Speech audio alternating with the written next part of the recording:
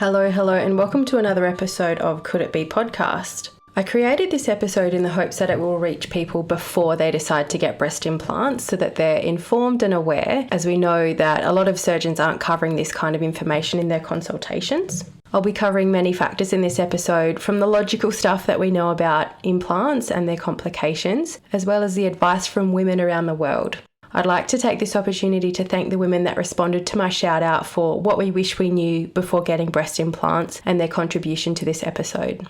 So I'll cover the big one first, which is the theme of this podcast, breast implant illness or BII. It's still a taboo topic and not a diagnosable medical condition at this stage. I'm aware of a study here in Australia that I've mentioned many times in this podcast and understand that there are studies overseas as well. So if you're listening to this and you're explanting soon, I encourage you to look into whether there are BII studies happening in your country so that you can help us to contribute to this becoming a recognised medical diagnosis. There's still so much to learn about BII, but what we do know so far is this intense list of symptoms that women are reporting.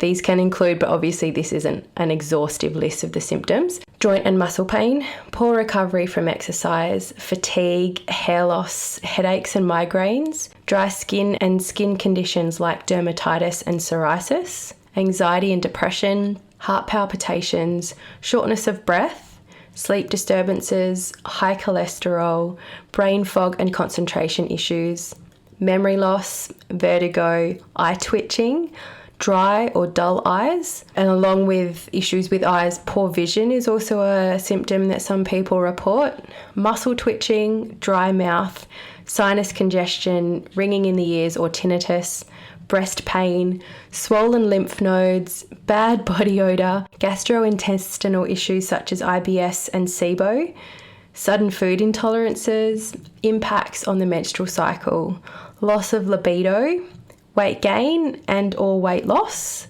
general inflammation in the body, hormonal imbalances, throat clearing and difficulty swallowing, sensitivity to hot and cold temperatures. Some people also report that they feel worse when they've been in a hot climate, so that can include just like heat in general, but also if you're going into a sauna. Slow recovery from illnesses such as colds and the flu, fungal and yeast infections, and numbness and tingling of the hands and feet. Now, all of the women that I've spoken to report that their symptoms either improve or clear up after having their breast implants removed. This can take a different amount of time based on the person. Some people wake up and feel amazing straight away. For some other people like me, it can take a little longer. I'm a year and a half out and still nearly 100%, but not how I was before I had implants. I was 19, I'm 37 now, so that could be the difference there. But yeah, for some of us, we don't completely recover from it. Some women also report being diagnosed with autoimmune conditions, so that can include things like thyroid issues and Hashimoto's, chronic fatigue syndrome, adrenal fatigue, Raynaud's syndrome, rheumatoid arthritis, Lyme disease, lupus and Sjogren's syndrome. I hope I've pronounced all of those right. Some other things that we wish we knew. In the United States, there is an FDA, which is the US Food and Drug Administration, black box warning on breast implants. A black box warning is the highest level of caution and alerts the public and healthcare providers to serious side effects of a product. This warning means that manufacturers and surgeons are required to use a checklist to ensure that patients are making informed decisions about using these particular devices. As well as this, there are many other risks associated with breast implants too. So these are just in general. So there's some known cancers. At the moment, there's several that we know about that are caused by breast implants, and multiple brands have been recalled due to the cancer risks. Mine in particular were one of those brands. So these cancers can include BIA-ALCL, which is the breast implant associated anaplastic large cell lymphoma. It's a rare cancer of the immune system caused by certain types of breast implants. It's important to note it's not a form of breast cancer. BIA-ALCL is a cancer that grows in the fluid and scar tissue that forms around the breast implant. The Therapeutic Goods Administration, so the TGA here in Australia, reports that there have been some cases of BIA-ALCL in Australia that occur anywhere from right after having breast implants, anywhere up to 37 years later. The average time to diagnosis is within 8 years of having breast implants. Here in Australia, the only reported cases of the cancer came from women who had textured breast implants. Women have unfortunately died from this cancer, but in most cases it is easily treated. I'll include some information in the show notes where you can learn more about these cancers. There's another one, which is BIA-SCC, which is breast implant associated squamous cell carcinoma. Again, I hope I'm saying these right. This form of cancer occurs in the scar tissue or the capsule that forms around the breast implants. From what I could find online, it is extremely rare. However, there are cases reported here in Australia and overseas. So as we know, all surgeries in general, but all plastic and cosmetic surgeries do carry some risks. Apart from breast implant illness and the cancers that we've just gone through, there are some other complications that can arise from having the surgery. So the first one's a breast seroma, which is an accumulation of seroma fluid around the breast implant. It is a collection of clear or slightly yellowish fluid that can accumulate within the body's tissues. Symptoms of seroma can include swelling, pain, tenderness, and a feeling of heaviness or pressure in the breast area. Another one is breast implant infection, and it refers to the presence of an infection in the tissue surrounding the breast implant and can occur as a complication immediately following breast implant surgery. Symptoms can include increased pain, swelling, redness, fever and chills, abnormal discharge or drainage, changes in the appearance of the breast, skin changes, and general malaise. While it is normal for scar tissue or what we call the capsule to form around breast implants, it's the body's response to a foreign object. A complication that can occur with the capsule is called capsular contracture. I actually experienced this. Capsular contracture is the abnormal tightening of the capsule where it becomes thickened, tight, and can compress the implant. I had severe capsular contracture on the left breast. I actually had thought at one point that my teardrop-shaped implant had flipped upside down because the capsule had tightened so much that it changed the shape of my implant. In saying that, symptoms of capsular contracture can include breast firmness.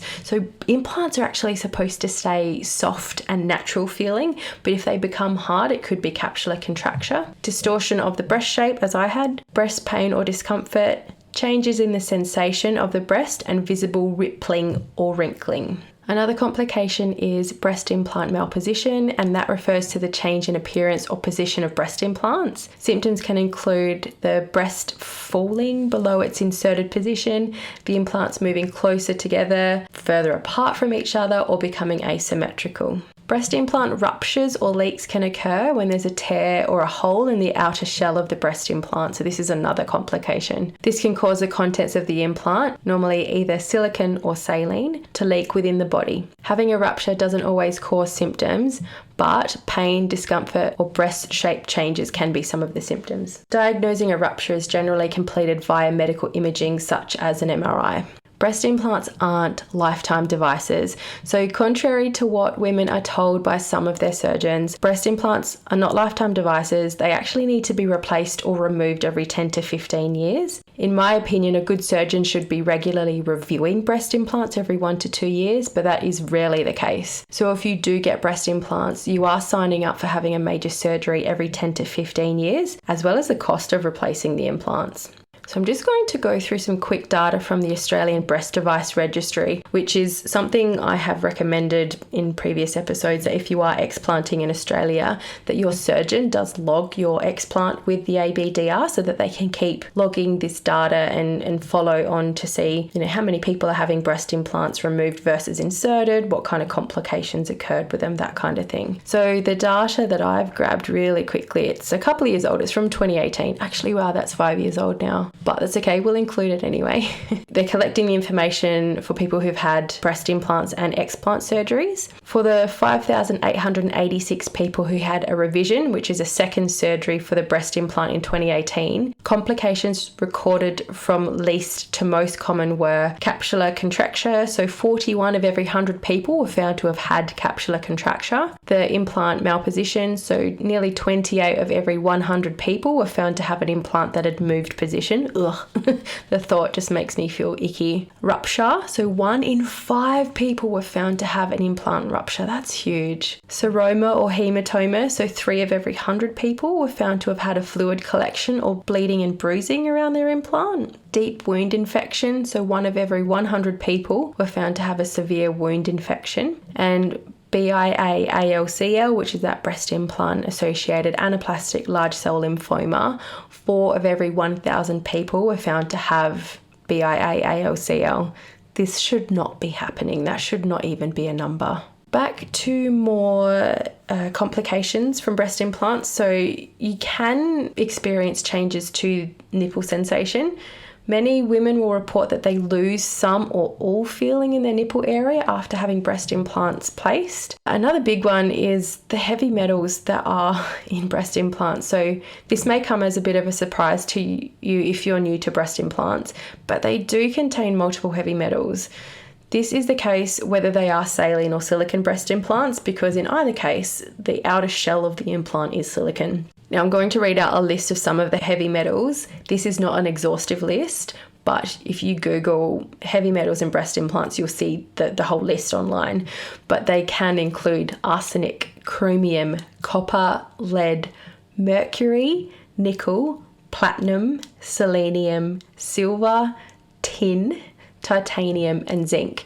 Now, heavy metal poisoning is a thing, and I'm learning a lot more through seeing my naturopath and talking to women in the Facebook groups and through the podcast about the impacts that the heavy metals can have on the body. Specifically, in my case, it was on my gut health. So there was a lot of work that I needed to do to strip out those heavy metals before I could start the proper work with my naturopath, because they were wreaking havoc on my system. So that's something that you need to know before you have them. You're putting something in your body that includes heavy metals. One thing that I have learned through the BII community was, and I never knew about this before it, but silicone breast implants were actually banned in the US for 14 years up until 2006. So in 1994, a study was completed by a surgeon and a rheumatologist on 749 women, which isn't a very big sample size, who received breast implants between 1964 and 1991, comparing them with women who had not received breast implants.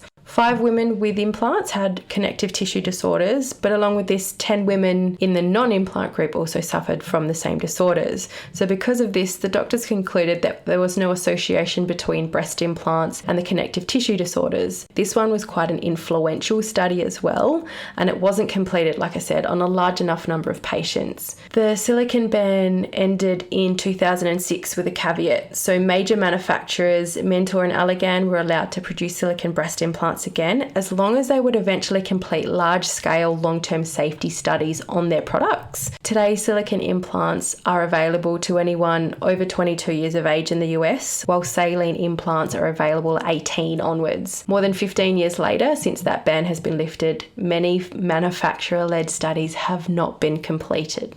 Now, because of this silicone implant ban, there was a company who were one of the first ones to create breast implants that actually, I think, ended up having to cease trading because they ran out of business because their implants weren't being purchased. And I believe there were some lawsuits against them where women were reporting autoimmune and connective tissue disorders. So yeah, definitely look into that, because it's some really interesting information about the ban. But yeah, the ban was lifted in 2006 because they sort of thought, there's not enough proof that implants cause these issues, so we're just going to start using them again. In that time, there were still some people who did have silicone breast implants inserted. They were generally special cases. Anyone else having breast implants put in had saline implants put in, but like I said before, saline implants still have a silicone shell. So the issues that we are experiencing are potentially because of the heavy metals that are there regardless of the type of the inside of the implant. So, it just really frustrates me that this kind of stuff can go on. So in addition to all of the information I've just gone through, that this is a logical, scientific information, this is my experience with breast implants. they're really uncomfortable to lay on. So if you've listened to my very early episodes, I talk about the surgeries, like all of the surgeries that I've had. Taking my implants out was about surgery number 13 for me. But before my very first surgery, which is where I had a 7.6 kilogram or 17 pound, I believe, ovarian cyst removed. I used to be a tummy sleeper. Now, as that cyst was growing, it was really uncomfortable to lay in my tummy, and I didn't know what was wrong. Had that removed. 6 weeks recovery from that surgery, so potentially did sleep in my tummy for a little while after that. I don't actually remember, it was so long ago. But then after having breast implants, I couldn't sleep on my tummy again. They lift you up a little bit and I felt a lot of compression in my lower back, and it's also just not comfortable laying on them. I don't understand how people can get implants in their buttocks and be able to sit on it, because that feeling is just so uncomfortable. Other things that kind of are like, a similar feeling, like having a massage where you're laying on a fairly firm massage table and doing yoga where you're laying on the floor and you're laying on your implants is super uncomfortable. It was for me anyway. Yeah, they were not a comfortable thing to have for such a long time. Another thing I noticed, they are heavy. So I would sleep with a crop top on every night because it was just more comfortable for me. And working out with them did prove quite difficult. So going back to the laying on your chest thing, if you're doing certain exercises where you're leaning on a bench and you doing exercises that focus on your back muscles, I could never do those because laying on it hurt, plus having the additional weights in my hands and bringing that up would end up hurting. So it gets in the way of working out that way. But also when you're doing anything with jumping or running, they just, you feel it. Like there's this, I don't know how much they weigh. Like, they probably weighed together about 700 grams, and like they'd be moving around when you're doing lots of movement. So when I did CrossFit, I would have to check out the workout to plan what bra I was going to wear the next day. So if there was any skipping, jumping type stuff, I would have to sometimes wear 2 sports bras just to keep them in place because it was so uncomfortable to work out with them. Now, this final part of the episode is where I did the call out via social media to get a bit of a perspective on women around the world on what they wish they knew before getting breast implants. Some of it is what I have mentioned, but I will read it out regardless because everybody's opinion is so important when it comes to this. Now, first up, we have Robin in Australia, and Robin says, I wish I was told about all of the risks and complications of implants. All of them. I wish I was given the data for my specific implants. I wish I could have read the warnings on the box my implants came in. And I wish I was given a list of ingredients in implants. Surgeons don't tell you that if you get breast implants, it's essentially 100% that you'll need another operation, either for a complication or because your implants need to be replaced because they're not lifetime devices. I had explanted to flat because I had a risk-reducing mastectomy, and one of the things that is great about not having implants in anymore is that I can now feel my chest when I hug. I can really feel it. Next, we have Erin, who's also from Australia. Erin says, the sales pitch the surgeon gives is ridiculous. More information about the lack of testing for approval of these poisonous things. Real rates of rupture. I was told if I got hit by a truck, my implants would be the only thing to survive. And then a mind-blown emoji. The real rates of implants being recalled. The very real BII symptoms associated with having implants. Since having them out, I had them out under the muscle. Amazing range of movement, both in day-to-day and when exercising. Yes. My posture has improved, food sensitivities have disappeared overnight, and inflammation in the body has improved immediately. That's amazing, Erin. So Tash from Northern New South Wales says she wishes she knew that there was a chance that you could get so sick and inflamed and your body would be working overtime to protect you from the toxic implants. Having soft, natural boobies again and not having chronic itchy eyes is such a good thing. Next, we have Ninka, who is from Brisbane in Australia, and she reached out via the Team Explant Australia Facebook page. She was explanting in August, so I put this call out a little while ago. And what she said is, I can't wait to lie on my stomach again, have heart-to-heart cuddles with my loved ones, to not be in pain, to not be so uncomfortable, to not be sick, and just feel like I'm back at home in my own body. I wish I knew that I could develop cancer from implants. I wish I knew I could become so unwell physically, emotionally, and mentally from implants. I wish I knew they would suck the life right out of me, and I wish I knew I was perfect just as I was. Oh, Nika, that's beautiful. We have an anonymous contribution, and that was also from one of the Facebook groups. So she has said, I wish I knew implants could cause autoimmune diseases. I was diagnosed with Hashimoto's after explanting. I wish I knew that there was no stringent testing of implants. I was a victim of PIP implant fraud. Oof, that was hardcore. I wish I knew that they weren't lifetime devices and additional expensive surgery was required every 10 years. I wish I knew they could cause inflammation, fatigue, pain, weight gain, and misery. I wish I knew textured implants could cause BIA-ALCL and other associated cancers. I wish I knew just how much my life would be destroyed by that single decision to try and better my body, and better in quotation marks, which had been ravaged by childbirth and breastfeeding. I wish I knew that I wouldn't be able to breastfeed my post-implant babies. I wish I never got them in the first place. Next we have Julie from Canada. That was Julie who has shared her story on the podcast as well. Julie says, I wish I knew the side effects and the possible impacts on my health. I had 30 years with one implant and it pushed me to my limit. I suffered from invalidity and I was bedridden. When my implant was out, I could walk normally. I had no more pain and I could go back to work. Nikki from the USA says, I wish I knew that I would have felt this good just a couple of days after explanting. They're out after 19 years. Nikki then went on to mention that 40 symptoms were completely gone within the 36 hours of explanting, and she was told that her implants were safe for a lifetime. We have Amelia Dobson from New South Wales in Australia up next. So Amelia says, I wish I had all of the information about breast implants before getting them. Amelia and I then went on to have a bit of a chat and we discussed whether we would have changed our minds about getting breast implants. We both agreed that we would have most likely still had them in, however, would have known what to look out for in the way of symptoms instead of spending years wondering why we were so sick with no cause that we knew of. Having this knowledge would have saved us from so much wasted time being unwell. Mel from New Zealand reached out to me via email, and Mel said, I wish I actually truly acknowledged the loss of sensation to my breasts and the consequences of causing trauma to my body increases the risk of other ailments. But BII was a thing and the toxins involved spread to your whole body with increased inflammation. Having bigger boobs makes finding bras harder as they usually aren't available. They actually hurt in bras, now size 12D. All clothing is actually harder, especially dresses. And finally, Stephanie from Long Island in New York, who joined me on episode 29, says, I wish I knew about all of the complications and how unsafe they were. So if you've heard Stephanie's episode, she actually did have breast cancer and she wasn't sure because she had 2 lots of breast implants inserted. They didn't remove the capsule from the first lot. She potentially did have BIA-ALCL as well. So, Stephanie's been through quite a huge thing, like going through cancer treatment. Would have changed her mind and not gone through having breast implants, having known that those were the risks. So that wraps everything up for today's episode. I really hope that if you have listened to this and you are considering getting breast implants, that maybe some of this information might help you to change your mind. One thing you really need to know, and it's in the article that I was in Marie Claire, is you bring more to the world than your boobs.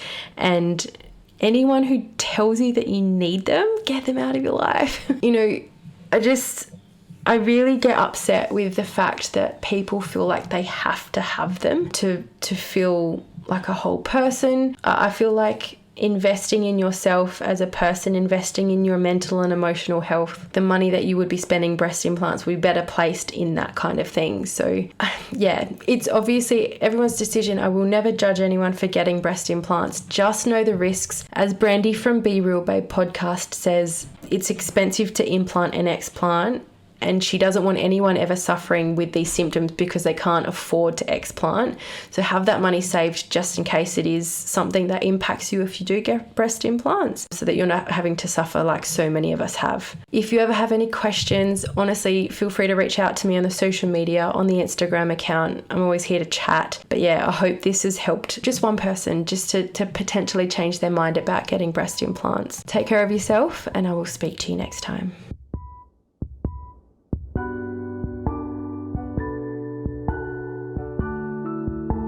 This podcast shares my own experience and research. I'm not a medical or health professional. You can find me on Instagram at CouldItBeII podcast. Thank you to my incredibly talented partner Jacob Tengdale for the intro and outro music. All recording, editing and artwork is done by me.